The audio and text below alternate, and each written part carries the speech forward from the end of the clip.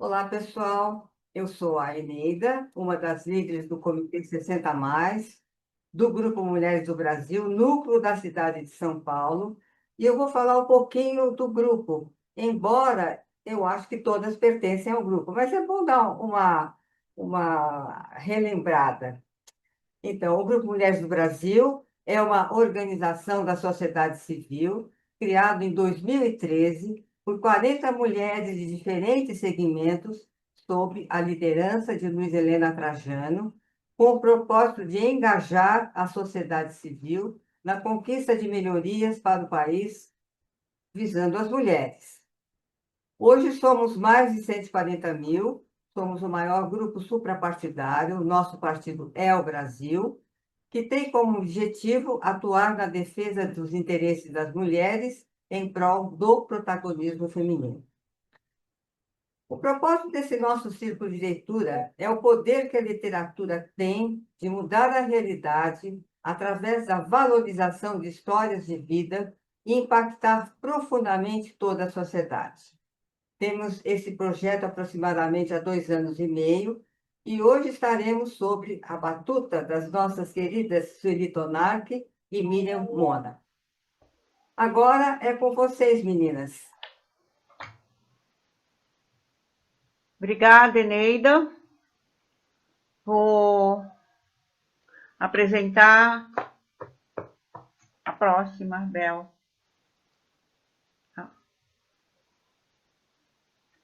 Vou apresentar a Miriam, que é minha colega nessa mediação.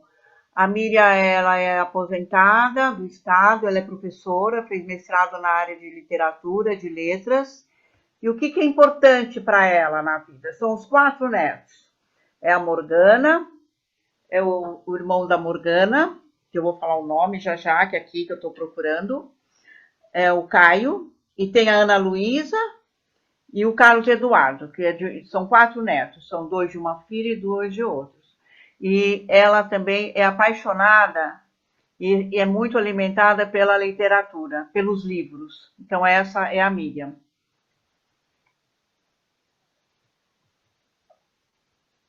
Miriam, você pode me apresentar? Eu vou ter o privilégio de apresentar a Sueli, né, nossa hoje artista, né, entrevistadora aí de grandes personalidades, né? Ela é psicóloga, gerontóloga, pesquisadora da moda e no sentido da moda ela faz com que a gente deve se sentir bem, se vestir com que seja amoroso com a gente, né? Que nos coloque. Ela já coordenou cursos, palestra, já foi alfabetizadora, né, Sueli? Sim, que foi meu grande amor esse. Pois é, né? E é essa pessoa que a gente conhece, vibrante, atuante, né? Que está sempre nas mídias provocando é, o bem-estar, né? Das pessoas que estão envelhecendo, que somos, de alguma forma, todos nós, a cada dia que passa, tá bom? Obrigada, Miriam.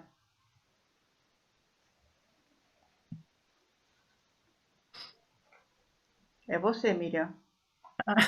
Entre nossas certezas e o inesperado, nasce a verdadeira história da vida.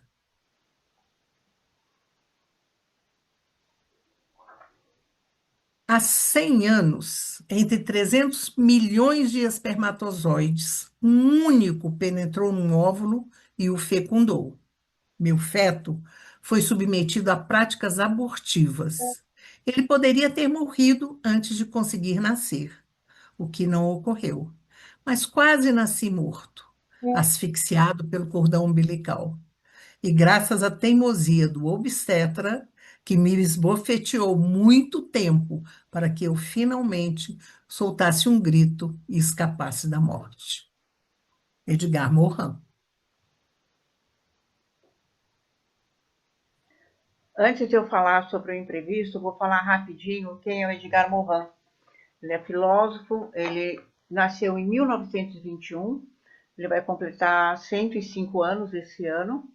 Ele é filósofo, antropólogo, e a contribuição dele para nós, da natureza humana, é o pensamento complexo. E eu vou falar rapidinho também sobre alguns livros. O Método, Introdução ao Pensamento, os Sete Saberes, que está associado com a educação, necessários à educação, Ciência com Consciência e Lições de um Século de Vida.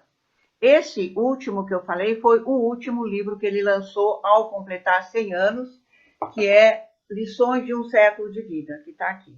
Nesse livro, no capítulo 2, que chamou Imprevisto e Incerto, ele diz assim, ele marcou está escrito aqui, mas eu vou falar, ele marcou um encontro com um amigo antifascista que foi, que tinha lutado na Guerra Civil Espanhola no cemitério. Por que foi no cemitério? Porque lá, entre aspas, eles tinham certeza que dava para descobrir se eles estavam sendo perseguidos ou não. Ele foi, esperou, ele não apareceu. Aí ele, muito despreocupado, resolveu, pensou, e até hoje ele fica assustado com esse comportamento dele, despreocupado, em nenhum momento não pensou nada. Vou para o hotel onde o Jean mora. E chegou na recepção do hotel, ele olhou, a recepcionista estava, ele olhou onde guarda as chaves, naquela época, né, há muitos anos atrás, tinha a chave, não estava pendurada. E ele falou para a recepcionista que ele ia subir. Ele subiu o primeiro andar, aí no segundo, era o segundo andar, ele subiu no primeiro e parou e pensou. Deu uma canseira, ele não sabe explicar essa canseira. Ele resolveu voltar, desceu, escreveu um bilhete para o Jean, que encontraria na galeria da Sorbonne, e foi embora. E foi embora. O acaso era para ele não subir, e ele ficou sabendo depois que tinha a pessoal da Gestapo estava no quarto do amigo, do Jean, e uma amiga que foi visitar, a Gabi, foi presa, foi mandada embora da França. Depois ela voltou para contar a história, mas o amigo foi morto. Então, ele escreve isso, está no pedaço do livro do segundo capítulo. Ele fica muito impressionado, todos esses imprevistos que aconteceu. E a intuição dele de estar no segundo andar, teve um acaso do acaso que fez ele voltar, então ele seria morto. Então foi esse. Esse é o imprevisto. O próximo.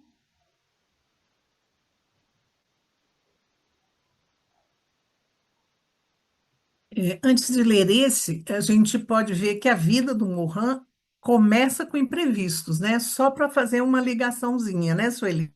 Sim. O imprevisto não muda apenas os acontecimentos, muda a consciência de quem vive. Só para fazer uma outra associação, um outro link, esse imprevisto é o que dá cor, que dá luz e que dá escuro também. Eu não quero falar dessa palavra escuro para não falar luz e sombra. São os imprevistos que a gente está organizada, nós nos desorganizamos para se organizar de novo. Então, é uma ilusão para dizer, para ampliar, que a gente garante o futuro. A gente não garante nada. Nem nada. Apenas o cotidiano. Apenas o presente. O próximo. Agora é a Miriam.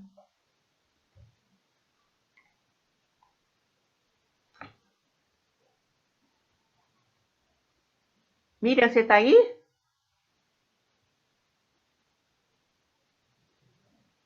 Parece que caiu. Eu acho que ela caiu.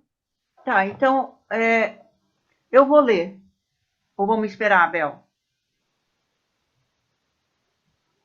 Eu posso fazer a parte dela nessa leitura. A parte dela é essa primeira. Você pode falar, por favor. Filosofia e literatura. A filosofia e literatura se encontram na mesma pergunta essencial. Quem somos nós no mundo? A filosofia busca compreender, conceitua, questiona, procura o sentido.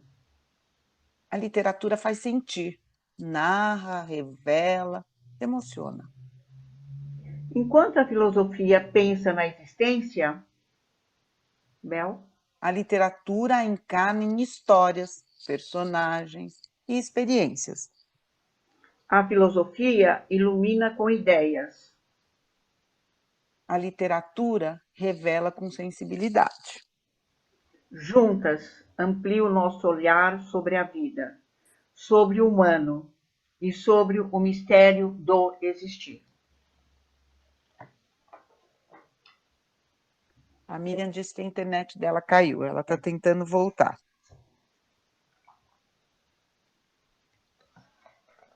Agora, E aqui tem um pedaço do texto do Amor, de Clarice Lispector. Tem alguém que gostaria de ler esse pedaço para nós? Eu posso ler, se vocês quiserem. Pode ler, Carla, por É. favor? Posso. Amor, de Clarice Lispector. A diferença entre ele e os outros é que ele estava realmente parado. De pé, suas mãos se mantinham avançadas. Era um cego. O que havia mais que fizesse Ana se aprumar em desconfiança? Alguma coisa intranquila estava sucedendo. Então ela viu. O cego mascava chicletes. Um homem cego mascava chicletes.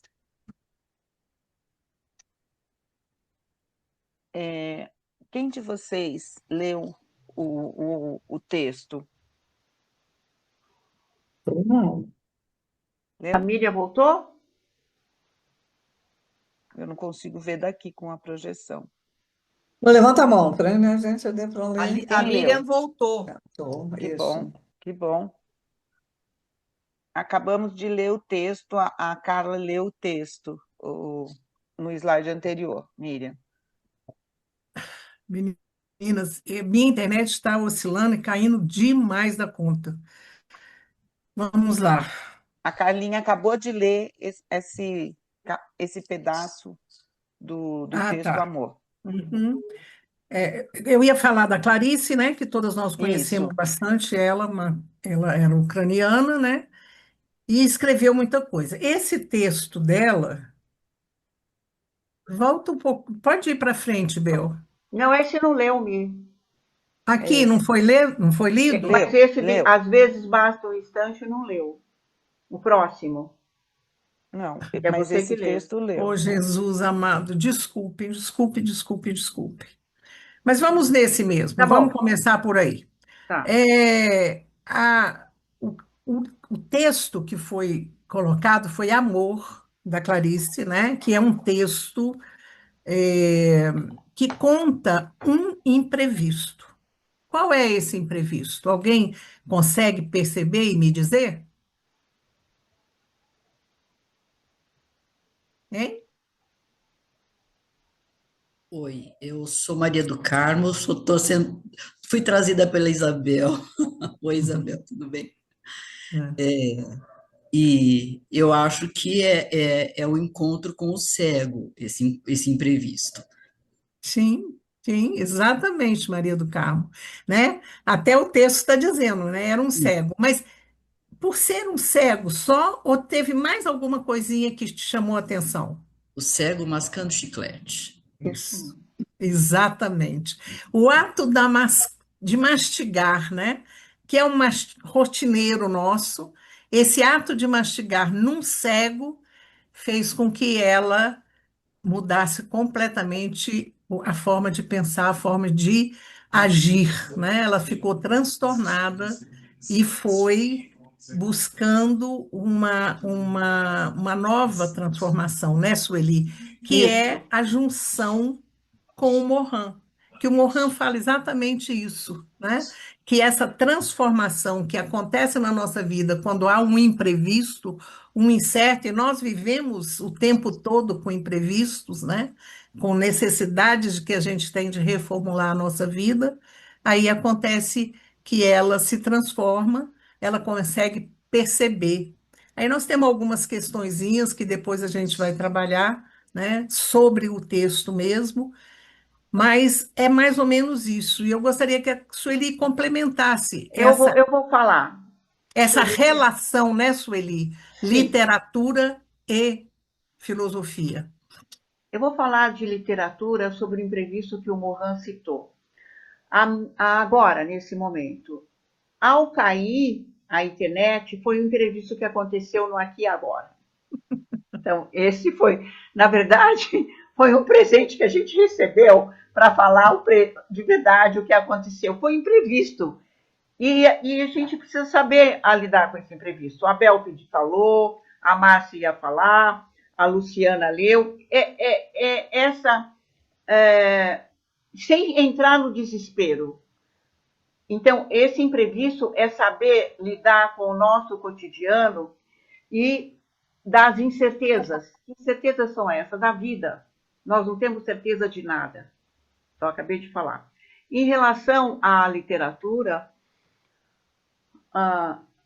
ele dá sensibilidade, ele dá poesia, ele oferece pensamentos de ir e de vir. Ele põe luz quando a gente lê ou um texto fácil ou um texto difícil, que é tão complexo, porque pode ser difícil para outra e não ser fácil para outra pessoa. E cada um vai olhar pela sua existência, esse texto da literatura, ou do poema do Drummond, ou do Leminski, ou da Adélia Prado, ou algum romance. Então, e pensar na nossa existência. Então, a literatura e a filosofia, para nós, para mim e para mim, acho que para todo mundo que está aí, para a grande maioria, eles caminham juntos, de mãos dadas. Então, não dá para separar isso é literatura e isso é filosofia. Não é uma questão de cisão, mas é uma questão de união. Tá bom? Eu não sei exatamente qual é o dos filósofos que diz, segundo a minha amiga é Platão, mas eu não tenho essa certeza, que a filosofia e a literatura são duas montanhas que caminham, né, mais ou menos juntas, e todos nós queremos chegar ao topo, porque a literatura, ela busca também discernir esses imprevistos que nós temos, né?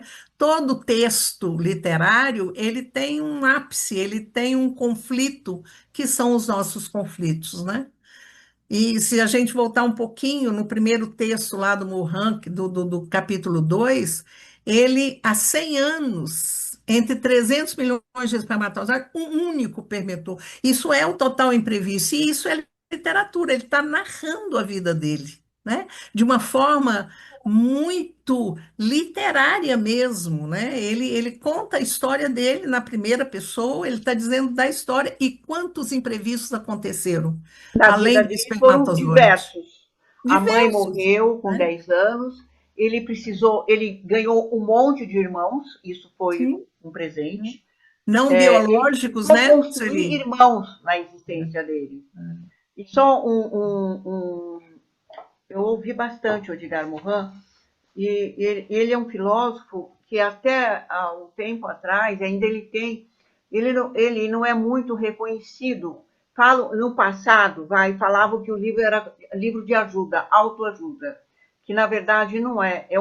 Tem os Sete Saberes da Educação, que é um livro extremamente profundo, que uma disciplina está associada com outra disciplina. A matemática está associada com a física, com a geografia, com ciências, não estão cindidos. E voltando para a natureza, para o complexo humano, não dá para pôr em gavetas. A gente é o todo. É esse o pensamento dele. Eu não estou falando profundamente como ele escreve. Foi aonde ele me laçou, ele me pegou pelos livros que eu li. E quem me apresentou o Morin faz pouco tempo, faz 5 anos, que foi minha professora de literatura, de narrativas, a Cremilda Medina, que foi quando ele fez 100 anos que ela me apresentou, que fez uma homenagem a ele quando esteve aqui em São Paulo, que esteve aqui no Brasil, há muitos anos atrás. Se a gente puder também fazer uma relação da Clarice, com 3 meses, ela nasceu na Ucrânia e veio para o Brasil fugindo de uma guerra, né? Ficou órfã de mãe, ficou órfã de pai, né? Então, assim, são elementos que a gente tem, né? Tanto do Morin quanto da Clarice, que se entrelaçam, filosofia e literatura.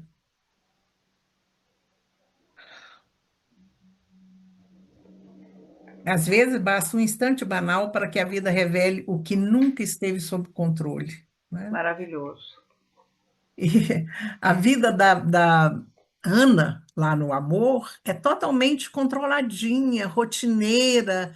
Ela faz as coisas para os filhos, para o marido, né? Ela vê as árvores, ela saiu para fazer compra porque tinha um jantar para os irmãos, né? E aí, de repente, por um instante banal de um homem mascando chiclete, um cego, ela se transforma, ela se transmuta, ela se transforma em outra pessoa, né? Vamos lá, Bel? Aí agora a gente vai conversar. Eu acho que o ideal da nossa mediação é isso, né? E aí eu perguntaria para vocês, qual parte do texto mais impactou? E você sentiu alguma relação do título Amor com o texto? Então, Essa perguntas pergunta é que a gente aberta quer, para você. que a gente quer que vocês falem, né? Perfeito. Melhor assim. Hum. Carla, o que que você achou? Eu acho que o amor permeia todo o texto, né?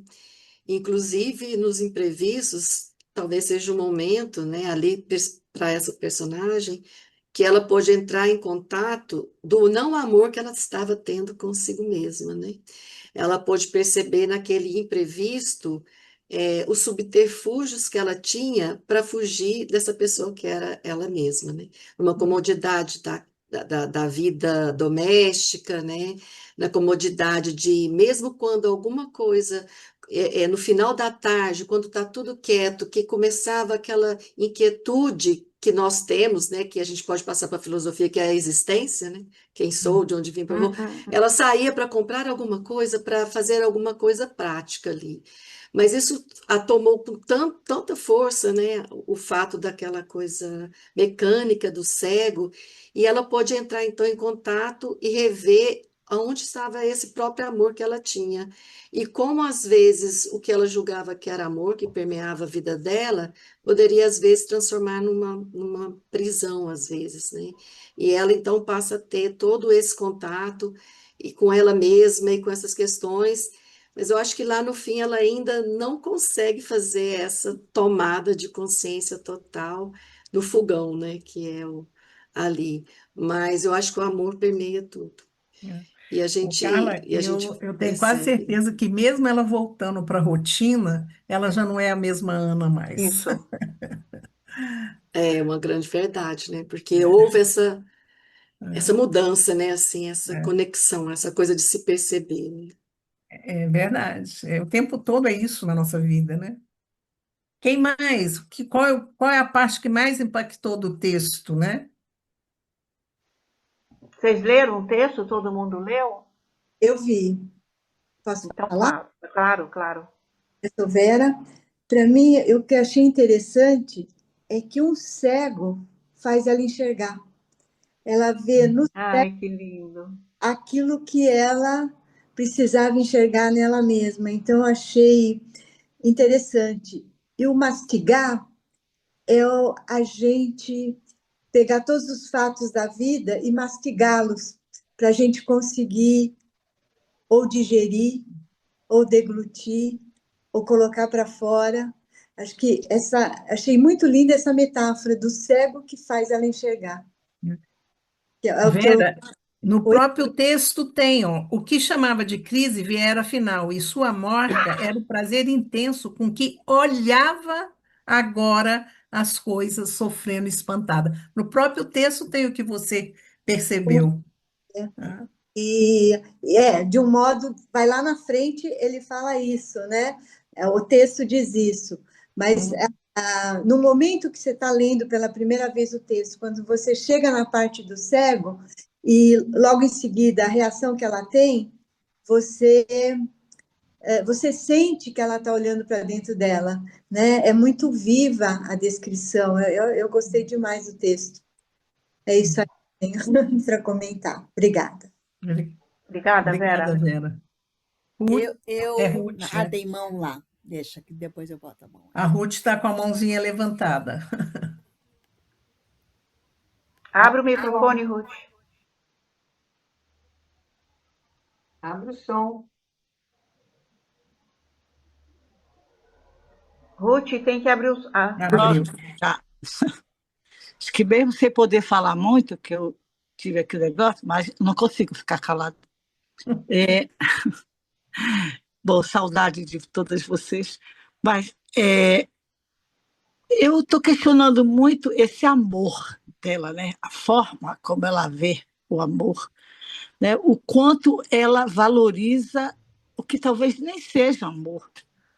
Talvez ela esteja se dando tanto que precisa mascarar, né, esse dar. Porque uma frase assim me pegou muito, né? O que a nossa amiga, né? Silvia, não, perguntou. Eu fico cuidando do lar, a revelia deles. Né? Quer dizer, é muito profundo isso. Quer dizer, é você estar procurando sempre agradar, é sempre poder fazer, é sempre se ocupar para o outro. para poder existir. Para poder existir, para poder se dar, para poder se sentir, aparentemente, eu acho que não é real, feliz. Né? Então eu fiquei muito, a revelia deles, eu acho, muita gente faz tudo a revelia do outro, né? Achando que está fazendo pelo outro, está fazendo pela gente. Era isso. Obrigada, Ruth. A Nádia Agora, está com a mãozinha levantada, Nádia. Oi, eu também não enxerguei o amor assim de cara, mas enxerguei esse controle dessa busca de harmonia para disfarçar o seu caos, nomeada de amor. Essa coisa de família, de controle, de coisas limpas, de tudo, com o nome de amor, ou como ela supunha ser amor, até que ela se dá conta nesse imprevisto ou nesse ato de que o controle não é amor. O controle é o contrário, talvez, até do amor, né? É o receio dele, né? Então me bateu assim, de o amor inexistente naquela busca de amor e de harmonia lá naquela família e na vida dela. É. O texto ele traz exatamente isso. Ela tem uma parte em que ele fala, né, que ela fala, né? Ela amava o mundo, amava o que fora criada, amava com nojo. O que é esse nojo, né? Essa piedade, para ela um amor era bondade, né? Mas realmente vocês têm razão, é difícil a gente perceber esse amor de cara, né? Lu? O que me chamou a atenção, né, foi no último parágrafo, né, que ela fala que os filhos de Né já estavam deitados e ela era uma mulher bruta que olhava a janela. A cidade estava adormecida e quente. O que o cego desencadeara caberia nos seus dias? Quantos anos ela levaria até envelhecer de novo? Então, na verdade, o cego fez ela rejuvenescer de alguma maneira. Pelo menos foi isso perfeito. que eu entendi, né? Então, não sei se floresceu, foi esse amor aí que ela, aí no fim ela contou ou não, mas de alguma maneira ele tocou ela bem profundamente, e ela acabou rejuvenescendo, né? Então, isso que me chamou a atenção nesse texto aí. Houve uma transformação, né, Lu, dela. De alguma forma, mesmo que ela volte para a rotina dela, que foi o que eu comentei com a Carla, ela se transforma em outra Ana, né? Isso a gente não tem dúvida no texto. E só, Miriam, fazendo um link com a filosofia, que seria a existência dela, né? Na filosofia, a nossa existência Sim. é como existir e para que existir. Aí entra o questionamento da existência da vida dela. O que eu estou fazendo? E foi bonito o que a Luciana Chagas leu agora.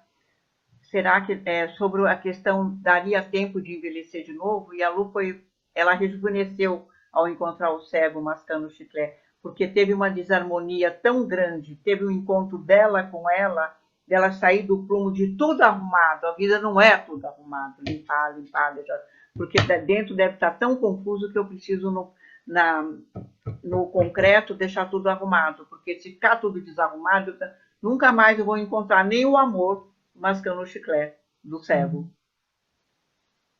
Nós temos duas mãozinhas, a Bel, por favor, depois a E a Nádia. Nádia.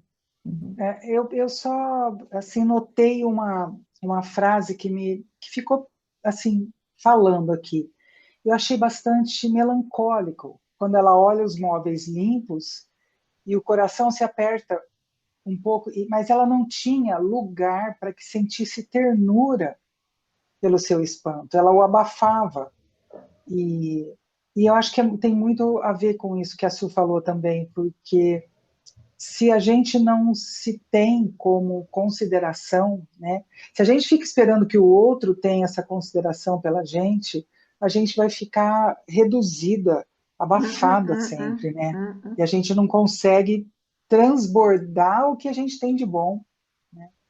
Então, eu acho que não dá nem não é nem transbordar e reconhecer e saber de nós o que a gente tem de bom. Uhum. Mas para isso a gente precisa se olhar, né? Isso. Se limpar mais, se olhar mais, se voltar mais para dentro de si, não sem se o abafar, controle, né? Sem controle. Sem controle. É isso. Muito bom, Bel. Obrigada, Bel. Nádia? Eu não sei se cabe, mas eu posso contar de um imprevisto que mudou a minha vida rapidinho? Sim, claro. Há 32 anos atrás, eu fui na Bahia me curar de uma relação abusiva e fui numa tribo não, que a gente não faz, num território, e tirei uma foto com um indígena cabeludo, assim, bonito, até coloquei cocar e tudo. Enfim, e voltei com muita sensação de que eu deveria ter ficado na Bahia, com a sensação que a Bahia era um lugar que fazia sentido para mim, né? Fez sentido e eu teria que morar lá. Mas voltei, a vida seguiu, e tive filho, e fui viver outras coisas. Na pandemia, eu entrei num grupo, numa roda de conversa, e tinha um pataxó que coordenava as conversas. E aí ele disse, num determinado momento, em algum momento, quando essa coisa acabar, eu gostaria que vocês fossem na minha aldeia. E eu perguntei, onde é que está a aldeia? E aí ele falou que era aquela aldeia que eu tinha ido. Olha. E aí eu disse, olha só, eu já tive nessa aldeia, tem até uma foto com um parente teu, porque eles chamam todo mundo de parente, né? E aí peguei a foto, mostrei para ele, e ele disse, ali é um pouquinho mais do que parente, ele é meu pai. E isso desencadeou uma mudança tão grande na minha vida, que eu morei 2 anos na Bahia, que agora não moro mais por outras questões, mas é como se eu tivesse me dado conta, assim como ela se deu conta vendo cego, de que a vida dela poderia ter outro caminho, ter outro tipo de ruptura ou de transformação. Então, achei... Por isso quis contar para vocês, porque foi muito muito lindo, interessante. muito obrigada, Muito bom, Nádia. muito bom. Olha, eu não sei onde está a mãozinho aqui, porque está a tela inteira, mas eu tenho uma história que realmente do inesperado. Então, vejam só. Tinha eu 25, 26 anos, estava com uma amiga minha indo para a Serra Negra, que é a minha cidade natal. Num dia de semana, um dia muito bonito, não tinha ninguém na estrada, aquela estrada linda que sobe, curva, etc. E estávamos falando justamente sobre este tema. E ela me perguntou, Ineida, o que seria o inesperado para você agora? Eu falei, agora? Ela falou, é. Eu pensei e falei, bom, o inesperado para mim é se numa curva tivesse um elefante. Falei, Neida, falei, mas você me perguntou se tivesse um elefante. E o carro foi. Numa curva, o que tinha? Um elefante. Nossa! Olha, parou o carro. Eu falei, bom, para mim isso é um inesperado. Naquela hora eu pensei, nada é impossível. Naquela hora, parece que abriu a minha cabeça que realmente nada é impossível. E a partir disso, eu levo isso para toda a minha vida. entendeu? Que lindo! Possível. E outra coisa, e ainda surgiu, ainda no dia 8 teve uma palestra, você vê como é que são as coisas, na Brahma Kumaris, ali na Vila Romana, né? E estava a nossa CEO foi fazer uma palestra com a Miriam com Y, com a Marina com Y, sobre as coisas de mais ou menos esse tema. E eu contei a história, tudo bem, foi aquela ó, terminou, tudo bem, e no final da palestra eles deram dois presentes para as duas palestrantes. Quando elas abriram o pacotinho, o que tinha lá dentro? Dois elefantes. Então, veja só o que é o inesperado na vida da gente. Essa é a minha história. Muito lindo, Eneida. Obrigada por compartilhar. Quantos anos você tinha na época? Há uns 25, 26 anos, por aí. Demais. Maravilhoso. O imprevisto, o inesperado. E que Aí seria a eu nossa sempre, segunda pergunta, né, Su? eu sempre penso assim, que o inesperado me faça uma surpresa. E todo dia, gente, é por um telefonema, uma frase que você abre. Se você está na rua, alguém fala alguma coisa para você. Às vezes você pede sei lá, um aviso. E eu tenho recebido vários avisos. Puxa, eu devo vender a minha casa, eu devo ir para lá, eu devo ir para cá. Não dá outra, gente. Sempre vem ou um beija-florzinho, que eu adoro, assim, no meu ouvido, tá? Quer dizer, não sei de onde surge.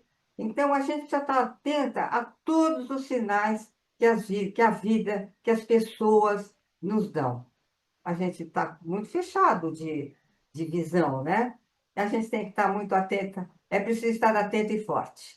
Muito bem, Isso aí. muito bom. Eneida, Morin diz assim, olha, toda vida é um navegar num oceano de incertezas, Uhum. atravessando algumas ilhas ou arquipélagos de certeza, onde nos reabastecemos.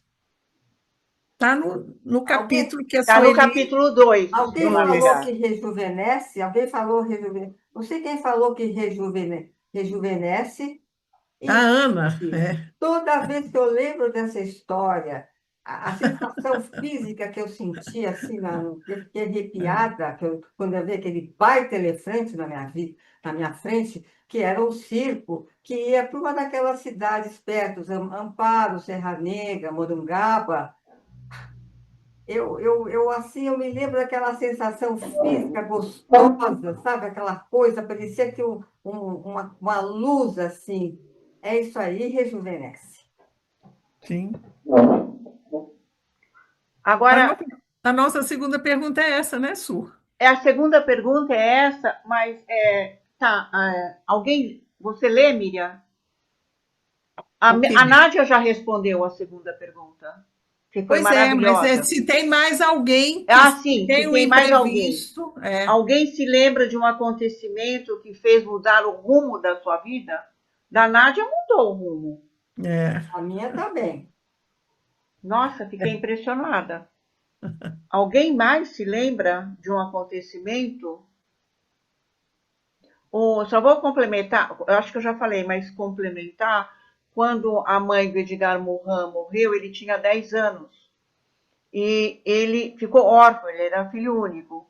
Então, ele teve que construir irmãos. Mudou o rumo da vida dele, porque ele teve muitos irmãos. Foi um acontecimento doloroso, triste, mas que do qual ele também se tornou alegre, porque ele teve muitos irmãos. Ele cita isso também nesse capítulo.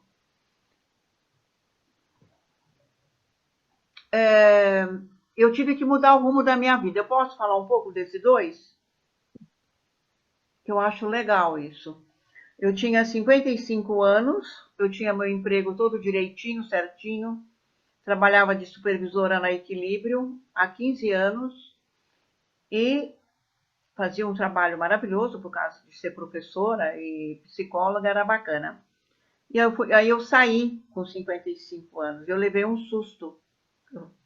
Ao levar um susto, eu não tinha mais mercado, espaço no mercado, porque eu já era velha. Então, aí é um acontecimento, porque eu não sabia, eu já era velha, mas não sabia que era velha. Eu tinha na minha cabeça que tinha 30 anos. Então, o sair, e aí eu procurava e não achava. Eu precisava muito trabalhar, muito, não que eu não precise agora, naquela época. Bom, e aí eu falei, eu vou mudar essa dor que eu estou passando. E fui procurar o mestrado na área de gerontologia. Entrei na PUC para fazer o mestrado. Então, esse acontecimento doloroso, que foi um acontecimento que mudou o rumo da minha vida, aí eu fui para geronto. Então, é um acontecimento doloroso, em paralelo, que era a ordem, veio a desordem, e ao entrar no curso de mestrado, começou a reorganizar de novo. Então, foi um acontecimento doloroso que mudou a minha vida, que já faz 20 anos que eu estou aqui estudando a gerontologia. Eu tinha 55.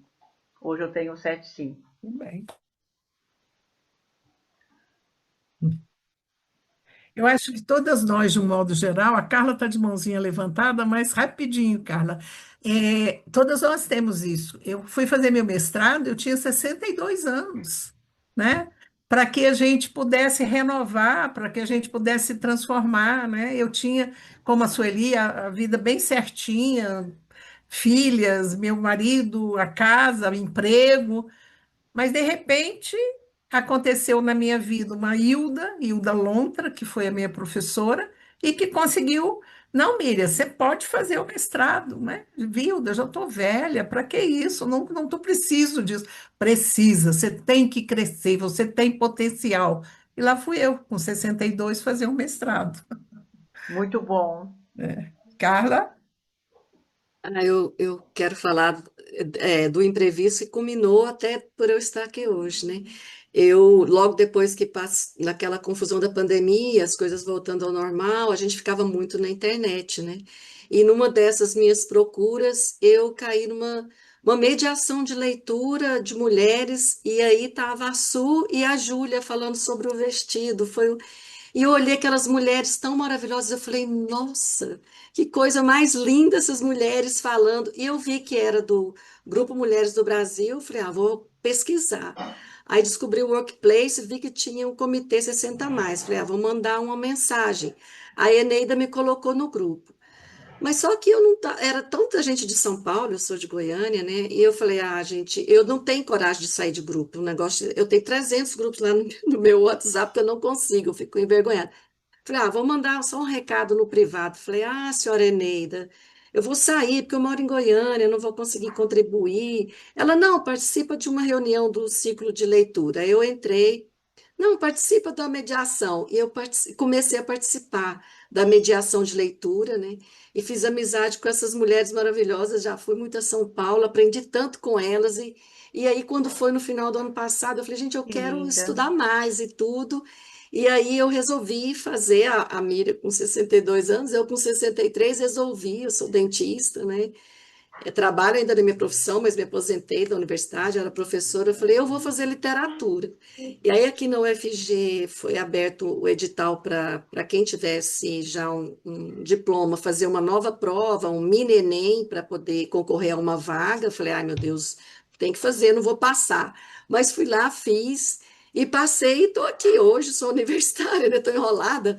Eu estou cursando, é o meu primeiro semestre, na mesma faculdade que a Miriam fez, uma honra Olha aqui. só. E estou lá, gente, assim, penando, mas assim, e posso estar aqui, né, fiz grupo, conheci pessoas não só de São Paulo, né, mas do Brasil praticamente todo, né, nesse grupo maravilhoso que é o Grupo Mulheres do Brasil, e o comitê em especial, e as mediadoras em especial, que são amigas do coração aqui.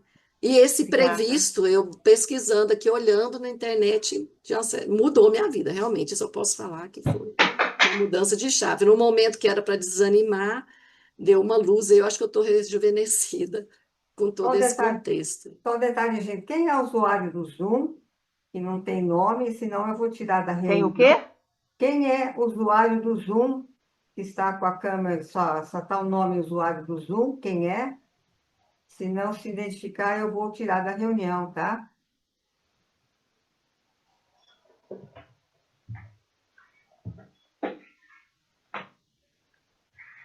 Quem pôs essa tela maior? Agora é a Ruth. É. Posso falar? Pode, Ruth, por favor. Ó, bem rapidinho. O meu foram vários imprevistos. Eu vim aqui para tentar salvar meu marido, que estava com leucemia, e estou aqui há 18 anos. Não voltei mais. Que imprevisto esse, né? Vi rápido, vi rápido para voltar rápido para Belém. E aí estou aqui já, há todo esse tempo. Ainda bem que aí encontrei tanta gente, deixei um monte de gente maravilhosa lá e encontrei um monte aqui. Beijo. Sim. Nós temos uma terceira pergunta, Sueli. Qual é? Qual é a palavra que você atribuiria qual é a palavra que você atribuiria a esse texto? A gente quer uma palavrinha de cada um, hein? É. Júlia tá calhadinha, Adriana, Vera, Márcia, Márcia.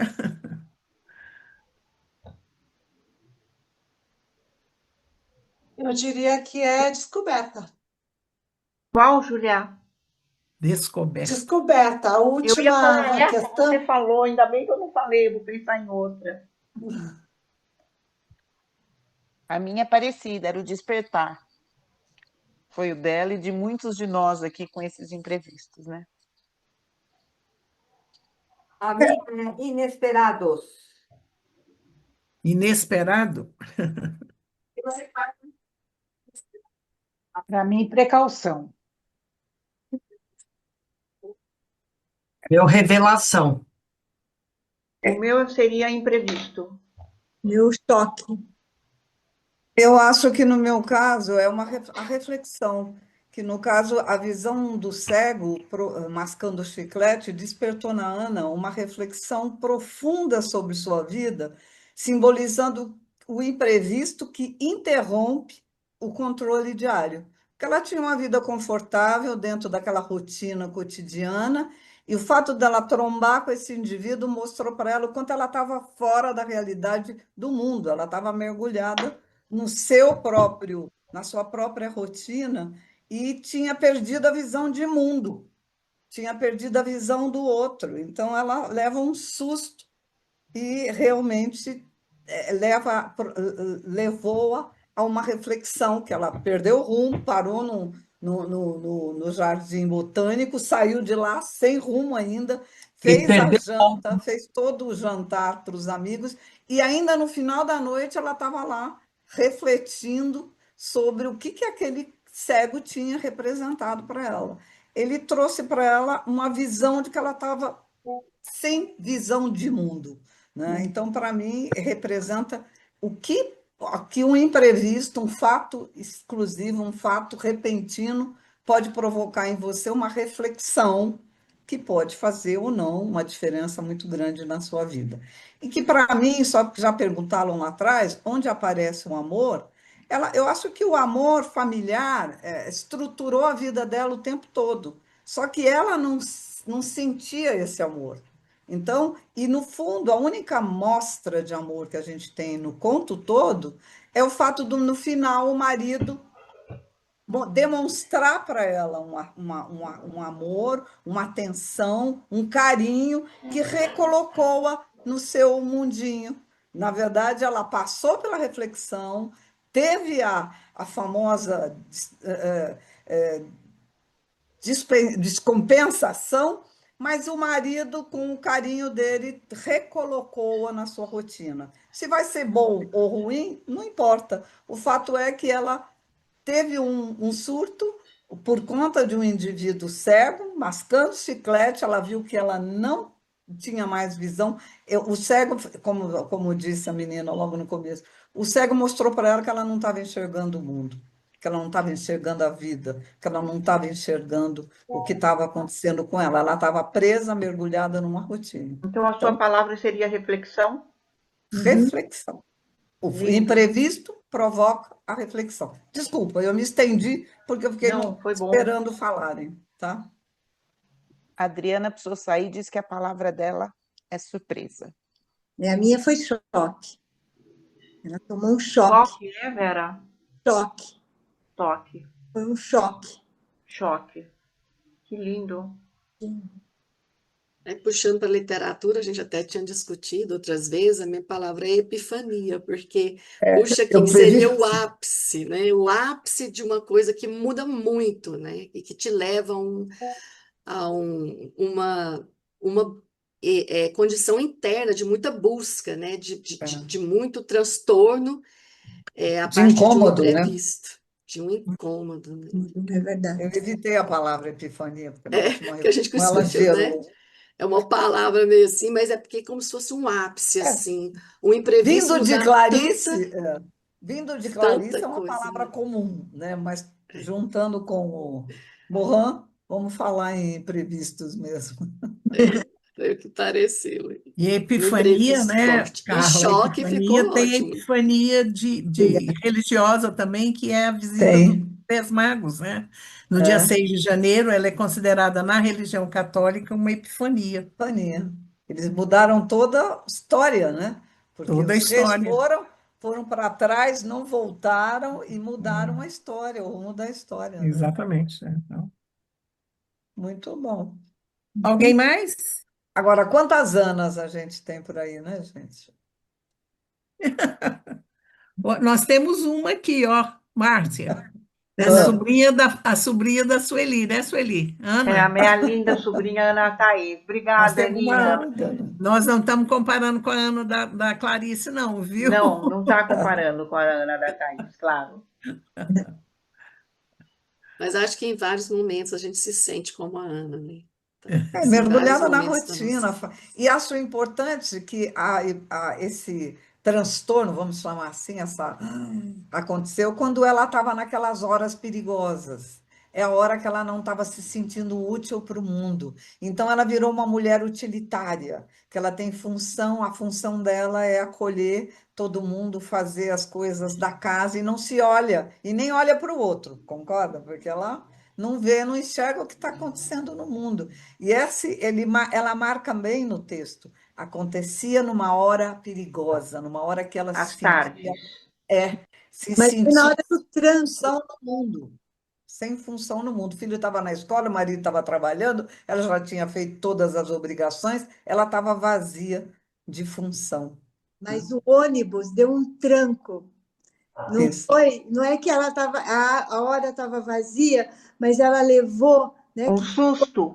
Ela, os ovos, teve um tranco que acho que tirou ela daquele torpor e fez ela olhar para fora do ônibus. Teve o tranco o tranco da vida, né? Quando a vida passa. o tranco da vida, é isso Quando aí. dá aquele susto na gente que a gente se pôr na primeira e tem que ir caminhar. Quando você passa numa lombada sem esperar. Isso.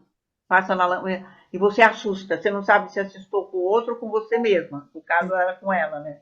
Ela tirou, naquele momento. Ela perdeu os ovos, né? Ela derrubou todo. E tanto é que ela olhou para fora e viu, né? Ela não estava tão. Né, tirou daquela absorção, ela estava absorta nos pensamentos, né, naquela vidinha dela. O tranco fez ela olhar para fora e aí ela viu o cego. Acho que é as lombadas da vida, né? Verdade, Vera.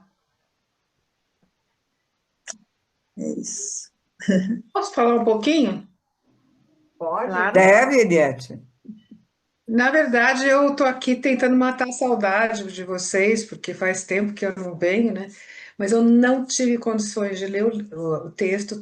Fiquei o tempo inteiro com o texto. Não, agora eu vou ler, porque sempre mil problemas acontecendo. Estou numa fase bem complicada de trabalho.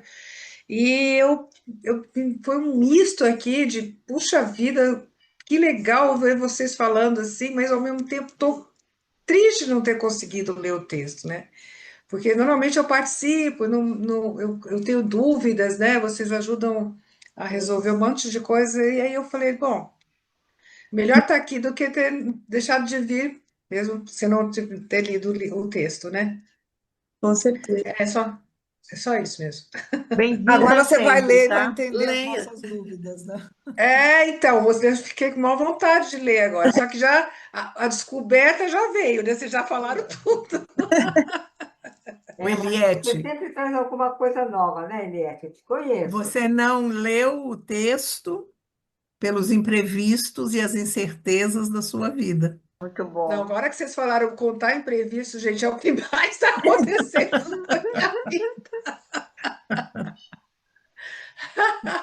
Ai, deixa para lá que eu não quero falar disso não, porque agora eu Eu estou me falo, alguém me divertindo. devolve o chão, né? Eu falo, de vez em quando eu falo, pode me devolver o chão, por favor? Porque Oh, meu de Deus. repente o chão está se movendo. Nossa, meu pai do céu.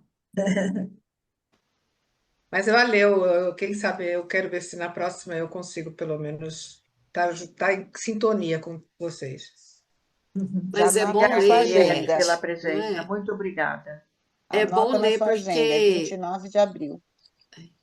cada Tá. olhar, né? Cada leitor tem um olhar, e Uhum. dependendo seus afetos e das suas memórias Eu afetivas, você é normalmente tocado polemizo, de uma. né? Por isso que eu. A Eneida que fala É assim bom para mim, ler. né? Você está sempre com uma questão nova, Ah, eu um acho olhar ótimo. diferente. E é bom. Mesmo a gente tendo discutido, se você ler, você vai descobrir coisas aí Outros pontos. também, para pontuar. Muito bom. Muito bom. Texto só existe quando existe o leitor. Ele fechado na gaveta, ele não existe, né? Então, só Cultura existe coletiva. porque a gente lê. Só existe porque o leitor está ali Verdade, Emília, que interpretando, né? lindo. E a leitura coletiva ainda estimula Ou mais, ajuda porque muito, o sim. leitor sozinho tem uma percepção, em conjunto muda tudo, né? Muito bom. É o Muito nosso bem, objetivo aqui, né, Márcia? é isso mesmo. Provocar reflexões conjuntas, né? Provocar reflexões e querer que essas interpretações, Eliette, venham para nós. É muito importante a visão de vocês do texto, né? Seja a É. visão que for, é muito importante, né? Porque nós vivemos no nosso horizonte de experiência, cada uma de nós tem uma É um vivência, repertório, né? e cada uma vai entender essa Ana de uma forma, né? Com Sim, certeza. Oi, posso muito falar bom. agora? Claro, Glória. Eu queria chamar, que me chamou a atenção aí, que depois a Ana passar por tudo isso, os devaneios, o pensamento dela, ela vira, reforçando toda o histórico dela, ela fala, humilhada, sabia que o cego preferia um amor mais pobre. Quer dizer, ela achando o que o outro devia pensar ou querer, né? Uhum. Mais uma vez reforçava que ela não estava pensando nela, ou nunca Ah, pensou, né? Pelo que a gente lê do texto, nunca pensou Muito nela, né? bom. nunca pensou, Hum, né? Muito hum. bom, muito bom. Obrigada, Glória. Alguém mais, gente? Alguma coisinha a mais? A Ana tinha que Esperamos dar o o parecer. próximo texto. A Ana tinha que dar o parecer dela, afinal de contas, aqui nós temos só uma Ana no texto, na tela. Tem Não, tem o duas. Ana Paula também. Tem uma Ana e Tem, uma a Ana. Ana Paula aqui. Opa, temos duas, então, Tem duas. meninas, esperamos o parecer de vocês.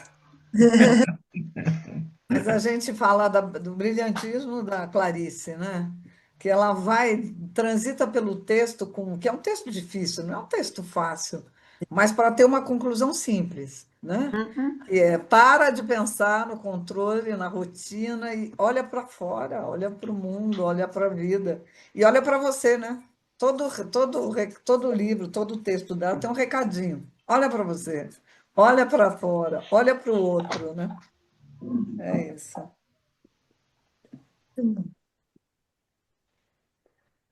Alguma coisa a mais, Sueli? Eu vou falar uma coisinha a mais, porque quando eu sugeri esse capítulo 2 do Lições de um Século de Vida, era para o nosso grupo discutir entre a gente. E eu fiquei com receio, eu achava que, não, e mudei no meio do caminho, que era muito difícil, era para nós estudarmos o grupo. Aí a Miriam encaminhamos o texto, eu falei, vamos desistir, eu vou desistir porque não é para abrir e ampliar, que na verdade foi muito bom, porque a Miriam trouxe esse texto da Clarice, ela é especialista em Clarice, e esse texto casou muito bem com o texto do capítulo 2 do Imprevisto e da Incerteza. Então, eu queria fazer um agradecimento para a Miriam, para todas, claro, para a Bel, para a Luciana, para a Mar, para todo mundo, mas eu não desisti. Eu fiquei com receio, será que eu vou dar conta? Será que vai dar certo? Como é que vai ser isso? Aí acontecem os imprevistos da vida, a neta da Miriam precisou operar e a gente ficou, vamos nos encontrar, então, mas no fim deu tudo certo, né? Porque teve uma coisa aí que eu chamo de saber lidar com o imprevisto, e além disso, teve o acolhimento, teve o abraço. Eu sempre teve o afeto. Então, quando é por esse caminho, as coisas se resolvem. É isso que eu queria dizer. E muito, muito, muito obrigada de todo mundo estar aqui. O capítulo 2, nós temos impresso, está lá no PDF, a gente pode mandar depois. Se alguém quiser, pode pedir. Então, é isso. Muito obrigada, Miriam. Obrigada a todo mundo. Muito obrigada, então. Nós temos a agradecer mesmo, né? E eu pedi desculpas pela minha internet que... Imprevistos. E pronto, a gente vai lidar com eles. Beijo, meu amor. Obrigada. É isso. Obrigada, gente. Obrigada, gente. Compartilhe a tela para eu dar um obrigado geral, Bel, por favor. Tirar uma foto. Vou tirar uma foto. Não se esqueça que ela está sendo gravada, será colocada dentro de no máximo 2 dias, no YouTube do Grupo Mulheres do Brasil. Depois eu mando o link para vocês entrarem direto. E em nome do nosso grupo das mediadoras, essas meninas que realmente pesquisam e que deixam a gente sempre com a vontade de ler e conhecer mais as coisas. Eu sou muito grata a todas que estiveram presentes aqui. Vou tirar uma foto agora, tá?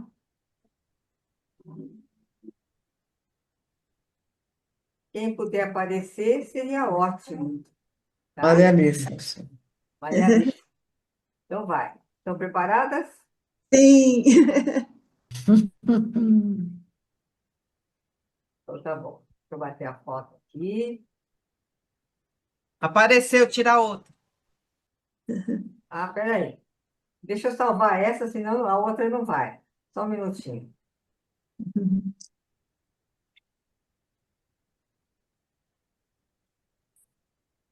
Ela apareceu? Então, peraí. A Ruth já foi? Já? Já. Foi. Muitas já foram, mas tudo bem.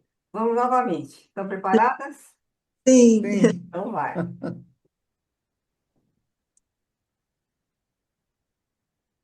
Agora sim. Pronto, então. Muito bem. Até a próxima. Beijo, gente. Até o próximo. Obrigada. Boa noite, gente. Boa noite. Boa noite.